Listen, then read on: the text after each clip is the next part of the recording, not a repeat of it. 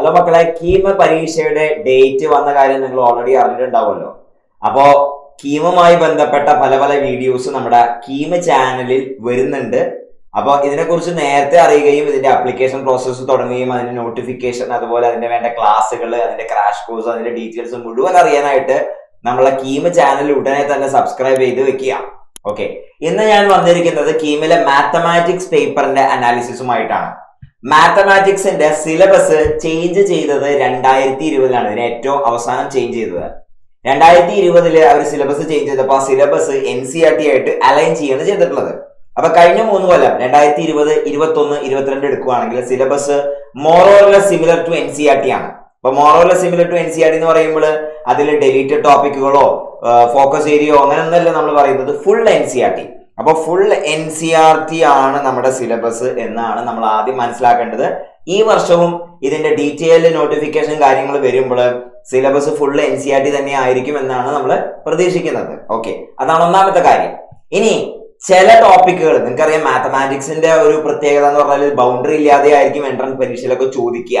അപ്പോ ചില ടോപ്പിക്കുകൾ NCERTയുടെ ബിയോണ്ട് ആയിട്ട് വരും. പക്ഷെ ജെഇക്കൊക്കെ ഒന്ന് ചോദിക്കുന്നത് പോലെ ഒരുപാട് NCERTയുടെ പുറത്തൊന്നും വരില്ല.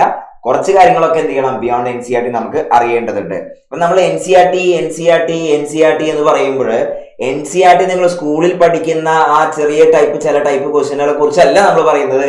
NCERTയുടെ മുക്കും മൂല അറിയണം എന്ന് പറഞ്ഞാൽ NCERTയിലെ എക്സാമ്പിളുകൾ, അതിലെ എക്സസൈസുകൾ, അതുപോലെ തന്നെ മിസലേനിയസ് എക്സാമ്പിളുകൾ, മിസലേനിയസ് എക്സസൈസുകൾ, ഇതെല്ലാം നമുക്ക് അറിയേണ്ടതാണ്. ഇതൊക്കെ NCERT സിലബസും NCERTയിൽ പെട്ട കാര്യങ്ങൾ തന്നെയാണെന്ന് മനസ്സിലാക്കുക.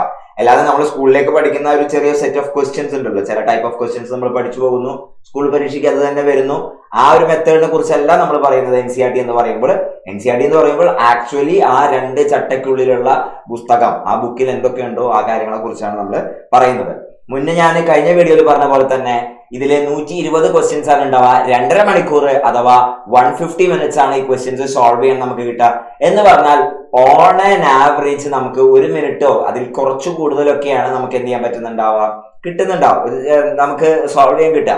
ശരി, ഇനി ഈ 120 ക്വസ്റ്റ്യൻ പറയുമ്പോൾ നമ്മൾ പേടിക്കേണ്ട ആവശ്യമൊന്നുമില്ല. കാരണം ഒട്ടുമിക്ക ചോദ്യങ്ങളും അത്യാവശ്യം നല്ല പ്രാക്ടീസ് ഉണ്ടെങ്കിൽ ഈസി ടു മോഡറേറ്റ് ടൈപ്പാണ് മെജോറിറ്റി ഓഫ് ദ ക്വസ്റ്റ്യൻസ്. ഒട്ടുമിക്ക ക്വസ്റ്റ്യനുകളും നമുക്ക് 1 മിനിറ്റിലും 2 മിനിറ്റിലും 3 മിനിറ്റിലും ഒക്കെ സോൾവ് ചെയ്യാൻ പറ്റുന്ന ക്വസ്റ്റ്യനുകളാണ്. ചില ക്വസ്റ്റ്യൻസ് നല്ല പ്രാക്ടീസ് ഉള്ളവർക്ക് 10ഉം 15ഉം സെക്കൻഡിലും അല്ലെങ്കിൽ 30 സെക്കൻഡിലൊക്കെ സോൾവ് ചെയ്യാൻ പറ്റും. അങ്ങനെയാണ് നമ്മൾ അതിന്റെ ടൈം മാനേജ് ചെയ്ത് പോവാം. അതായത് കുറച്ച് ക്വസ്റ്റ്യൻസ് 30 സെക്കൻഡിൽ ചെയ്യാം, ചില ക്വസ്റ്റ്യൻസ് 2 മിനിറ്റോ 3 മിനിറ്റോ എടുത്തേക്കാം. Okay, it all depends on your practice. അപ്പൊ നമ്മൾ ഈ പ്രാക്ടീസ് അല്ലെങ്കിൽ നിങ്ങളുടെ ഇതിനു വേണ്ടിയുള്ള പ്രിപ്പറേഷൻ ഒപ്റ്റിമൈസ് ചെയ്യാൻ വേണ്ടിയിട്ട് എന്തൊക്കെ ചെയ്യണം മാത്തമാറ്റിക്സിൽ എന്ന് പറയാനാണ് ഞാൻ ഇന്ന് വന്നിരിക്കുന്നത്. അപ്പൊ ആദ്യം നമ്മൾ 2020 പേപ്പർ എടുത്തു നോക്കുകയാണെങ്കിൽ, ഒരു ക്ലാസ് വൈസ് അനാലിസിസ് നോക്കുകയാണെങ്കിൽ 50% ഓഫ് ദ ക്വസ്റ്റ്യൻസ് അപ്രോക്സിമേറ്റ്ലി +2 ആണ്, +1 എന്നും +2 ആണ് വന്നിരിക്കുന്നത്. എന്ന് വെച്ചാൽ ഓൾമോസ്റ്റ് ഈക്വൽ ആണ്. കൃത്യം നമ്പർ പറയുകയാണെങ്കിൽ +1 61 ക്വസ്റ്റ്യനും +2 59 ക്വസ്റ്റ്യനും 61-59 ആണ് വന്നിട്ടുള്ളത്. 2021 വന്നപ്പോഴും അത് തന്നെയായിരുന്നു അവസ്ഥ. 50-50 തന്നെയാണ് ഓൾമോസ്റ്റ് വന്നത്. 2022 വന്നപ്പോഴും അതുപോലെ തന്നെ 50-50 തന്നെയായിരുന്നു അവസ്ഥ. എക്സാക്ട്ലി 50-50 ആയിരുന്നു. അപ്പൊ മനസ്സിലാക്കേണ്ട കാര്യം എന്താണെന്ന് വെച്ചാൽ 2 വർഷത്തെ സിലബസും ഈക്വലി ഇമ്പോർട്ടന്റ് തന്നെയാണ്. 50-50 ആണ് ചോദിക്കുക. പക്ഷെ നമ്മൾ പറയാ +1 ആണ് ഇത്രയും കൂടി എന്ത് ചെയ്യേണ്ടത്, നമ്മള് കുറച്ചും കൂടി സ്ട്രെസ് ചെയ്ത് പഠിക്കേണ്ടി വരിക. കാരണം എന്താണെന്നറിയോ, +1 സിലബസ് എന്ന് പറഞ്ഞാൽ +1 ടോപ്പിക്കുകളുടെ പ്രത്യേകത എന്ന് പറഞ്ഞാൽ +1 ക്വസ്റ്റ്യനുകളും ആൻസർ ചെയ്യാൻ പറ്റും. +2 പഠിക്കുന്ന ടോപ്പിക്കുകൾ +1 കണ്ടിന്യൂവേഷൻ ആണല്ലോ. അപ്പൊ ഓട്ടോമാറ്റിക്കലി നമ്മൾ +1 നന്നായിട്ട് അറിയുന്നേ വേണം. കാരണം ഇതിന്റെ കണ്ടിന്യൂവേഷൻ ആണ് കുറെ ചാപ്റ്ററുകൾ +2 വരുന്നത്. അതാണ് വേറെ കാര്യം.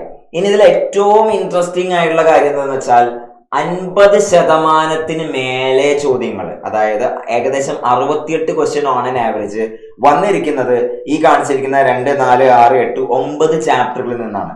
ഈ 9 ചാപ്റ്ററുകളിൽ നിന്നാണ് more than 50% of the questions വന്നിരിക്കുന്നത്. അതിൽ ഏറ്റവും ഇമ്പോർട്ടന്റ് ചാപ്റ്റർ നമ്മുടെ +2 ഇന്റഗ്രൽസ് ആണ്.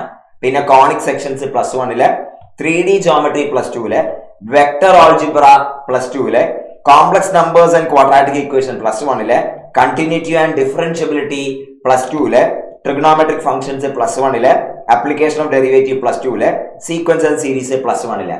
ഈ ടോപ്പിക്കുകൾ, ഈ 9 ചാപ്റ്റർ പഠിച്ചാൽ തന്നെ നിങ്ങൾക്ക് ഫുള്ള് അരച്ച് കലക്കി പഠിച്ചാൽ തന്നെ നിങ്ങൾക്ക് 68 ക്വസ്റ്റ്യൻ അപ്രോക്സിമേറ്റ്ലി കീമിന് പ്രതീക്ഷിക്കാൻ പറ്റും 120 ക്വസ്റ്റ്യനിൽ. അത് തന്നെ അത്യാവശ്യം നല്ല സ്കോറാണ്. അപ്പൊ പറഞ്ഞു വരുന്നത് എന്താണെന്ന് വെച്ചാൽ നമ്മള് കൃത്യമായിട്ട് പ്ലാൻ ചെയ്ത് പ്രിപ്പയർ ചെയ്ത് പോയാൽ കേരള എൻട്രൻസ് നന്നായി ക്രാക്ക് ചെയ്യാൻ പറ്റും, നല്ല സ്കോർ കിട്ടാൻ പറ്റും, കേരളത്തിലെ തന്നെ നല്ല കോളേജില് നല്ല ബ്രാഞ്ചിൽ അഡ്മിഷൻ കിട്ടാൻ പറ്റും എന്നുള്ളത് കൃത്യമായിട്ട് മനസ്സിലാക്കാം. അപ്പൊ അതിന് നമ്മൾ എന്തായാലും സൈലം നമ്മൾ ഒരു ക്രാഷ് കോഴ്സ് ഇറക്കുന്നുണ്ട്. അപ്പൊ അത് ഓൺലൈൻ ആയിട്ടും നിങ്ങളുടെ ബോർഡ് എക്സാം കഴിഞ്ഞിട്ട് നിങ്ങളുടെ ലൊക്കേഷനിൽ അത് ഓഫ്ലൈൻ ആയിട്ടും എല്ലാം ഈ ക്രാഷ് കോഴ്സ് വരുന്നുണ്ടാവും. അപ്പൊ അതിന്റെ ഫുൾ ഡീറ്റെയിൽസുമായിട്ട് നമ്മൾ ഉടനെ തന്നെ ഇതിന്റെ ലോഞ്ചിങ്ങുമായിട്ട് നമ്മൾ ഉടനെ തന്നെ വരുന്നുണ്ട്. അപ്പൊ അതിന്റെ ഡീറ്റെയിൽസ് മിസ് ഔട്ട് ആവാതിരിക്കാൻ ഞാൻ പിന്നെയും പറയുന്നു, ഈ ചാനൽ കീമിന്റെ ചാനൽ നിങ്ങൾ സബ്സ്ക്രൈബ് ചെയ്യുക. ഇതിൽ ഫർദർ വീഡിയോസും നിങ്ങൾക്ക് വേണ്ട കണ്ടന്റുകളും ടിപ്പുകളും നോട്ടിഫിക്കേഷനും ന്യൂസും മറ്റു കാര്യങ്ങളൊക്കെ ആയിട്ട് നമ്മൾ വരുന്നുണ്ടാവും. പിന്നെ അടുത്ത വീഡിയോയിൽ കാണാം. See you, bye by.